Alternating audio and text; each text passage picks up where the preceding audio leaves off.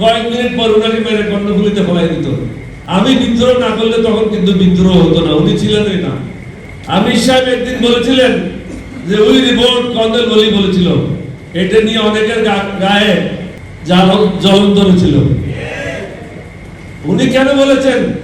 জিয়াউর রহমান নিজেই লিখেছেন ACR annual confidential report, this officer played the main role which enabled 8 Bengal, East Bengal regiment to revolt on the crucial night of 25-26 March.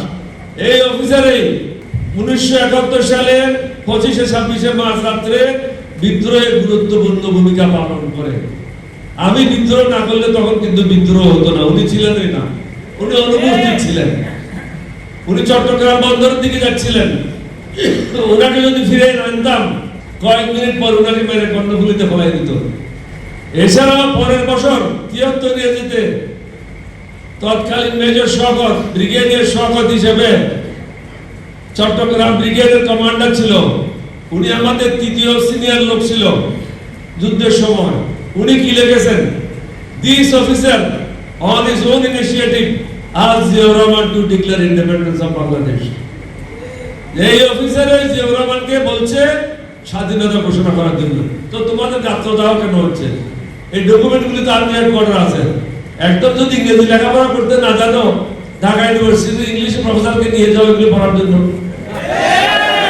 অসুবিধাটা কোথায়? আর যদি ওখানে অসুবিধা হয়, আমার ঘরে আসো, অরিজিনাল এসিআর তো আমি রেখে দিছি। আমি তো ওইরকম বোকা লোক না। আমি যখন চাকরি ছেড়েছি অরিজিনাল এসিআর গুলি আমি সাথে নিয়ে আসছি। আমার ঘরে আসো, বিনা পয়সায় দেখাই দেবো। সুতরাং আমিরকে টিটকারি না মেরে এটা গ্রহণ করো। সত্যকে গ্রহণ করা একজন মানুষের কাজ। এটা অস্বীকার করে বেশি দিন টিকতে পারবে না। সত্যকার অর্থে এই পাকিস্তানের বিরুদ্ধে বিদ্রোহ করার জন্য যে লোকটা প্রথমে চিন্তা করেছিল, তিনি হলেন লেফটেন্যান্ট কর্নেল আমার চৌধুরী, মুজিবুর রহমান চৌধুরী। ওনার আমি খুব একজন ঘনিষ্ঠ লোক ছিলাম। উনি ছিলেন 4 বেঙ্গল রেজিমেন্টের অধিনায়ক। বদলি হয়ে আসেন চট্টগ্রামে chief inspector east Bengal regimental centre.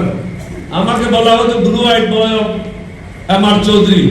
উনি আমাকে ডাকে চট্টগ্রাম সেনানিবাসে নিয়ে গেলেন। আমি ছিলাম শুভ শহরে। উনি বললেন যে আমাদের কোনো ভূমিকার প্রয়োজন ছিল না। উনি সরাসরি প্রস্তাব দিলেন বাংলাদেশের এই অবস্থাতে কি করা দরকার। আমি স্যার বিদ্রোহ করতে হবে, দেশ স্বাধীন করতে হবে। বলছে এখানে তুমি তোমার প্রস্তুতি গ্রহণ করো, আমি আমার প্রস্তুতি গ্রহণ করি। কয়েকদিন পর জিয়াউর রহমান সাহেব ওনার বাসায় আমাকে ডেকে পাঠালেন। প্রথম দিন আমি ওনার সাথে কথা বললাম না, কারণ উনি ছিলেন আইএসআই একজন কর্মকর্তা, আমিও ছিলাম। সুতরাং তাকে আমি আগের থেকে জানি না, চিনি না, কোথায় কথা বলে কি বিপদে পড়ি। প্রথম দিন আমি ওনার কথাগুলি শুনে চলে আসলাম। কয়েকদিন পর উনি আমাকে আবার ডাকলেন, আবার ডেকে জিজ্ঞাসা করলেন আপনি এত ভূমিকা রাখেন কেন, আসলে কি করতে চান সেটাই বলেন। বলছে কি করণীয়? আপনি বলেন কি করণীয়। বলছে একটা কিছু তো করতে হয়। আমি বুঝি একটা কিছু করতে হয়, কিন্তু সে একটা কিছু কি? বলছে বিদ্রোহ করলে কিরকম হয়? আমাদের খুব ভালো হয়। বলছে তাহলে তোমার প্রয়োজন, তুমি ছাড়া 10ম বেঙ্গল রেজিমেন্টে সোলজাররা কারো কথা শুনবে না। তাহলে আমি ঠিক করে নেব। তাহলে আমরা 3 জন হলাম, বাকিরা জানে আংশিক। কেউ জানে 2 আনা, কেউ জানে 1 আনা, কেউ জানে 1 পয়সা, কেউ জানে 3 আনা। পুরা গল্পটা আমি আর জিয়াউর রহমান সাহেব ছাড়া কেউ জানে না।